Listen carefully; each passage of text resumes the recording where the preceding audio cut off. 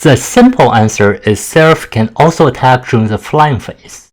But of course, you're looking for something more than just that answer. Everyone knows about that answer. So here is the full answer to this one simple question. Welcome back to another Did You Know video featuring the new Friends and Foes update. My name is Bob, aka Nightingale, and let's talk about the Seraph the Patient enemy waves.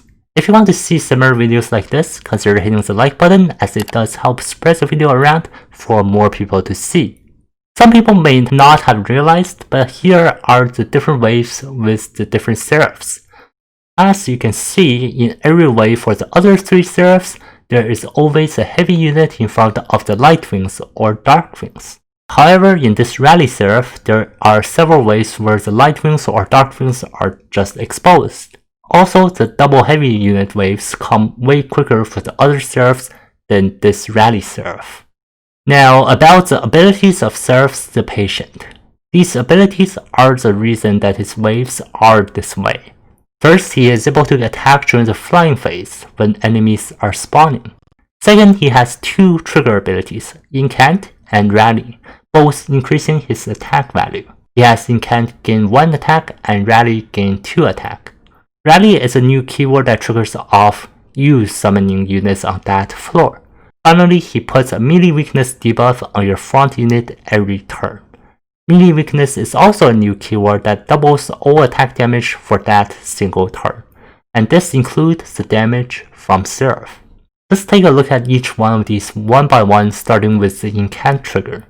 Spellcasting is very common in this game. Healing, armoring up, damage increase, low damage, targeting spells, high damage random spells, drawing, all these are essential to playing the game. When there is a setback added to doing all these things, you must now assess the opportunity cost between playing a spell or not. Do I obtain a very big advantage by playing this one spell that 1 more damage on Seraph is insignificant in comparison? Do I need to play the spell to survive? Can my tank take the amount of damage coming in and be okay for the next turn? There are many questions to answer when I'm trying to play a spell on his floor. Here are a bunch of spells that are probably good enough to play to justify giving Seraph 1 more attack. I didn't include spells that can be played in any floor, like Shade Splitter. They can still be played, but just not on Seraph's floor. Similarly, with the rally trigger, you have to weigh summoning versus not summoning. I would recommend that if the unit is a permanent unit that stays on the field forever, you should definitely summon it. If it's an imp for a buff or a drag that you want to kill off to reform later, you may want to hold it or play it on another floor. Its last ability is adding melee weakness 1 to your front unit. This doubles all damage from the enemies for that turn. So if you can kill all the non-boss enemies, you only have to deal with the Seraph damage. This ties again back to the ability triggers.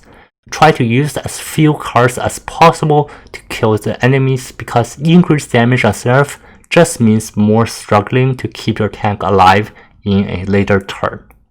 Seraph the Patient is not about the final phase at all. The final phase for him is more like a finishing blow. His main power is in the flying phase.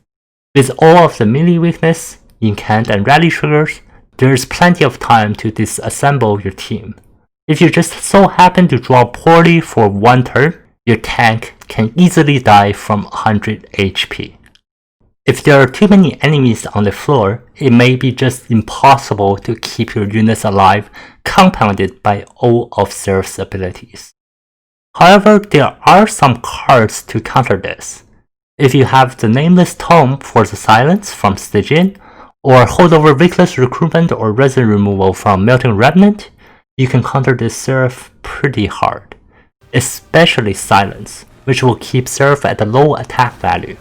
Just deal with all these easy waves and final phase is more of a walk in the park. If you want to learn about more ways to counter Seraph the Patient besides Silence and Cleanse, this video on screen right now will show you 4 more practical ways to work around his abilities. So click on it and I will see you over there.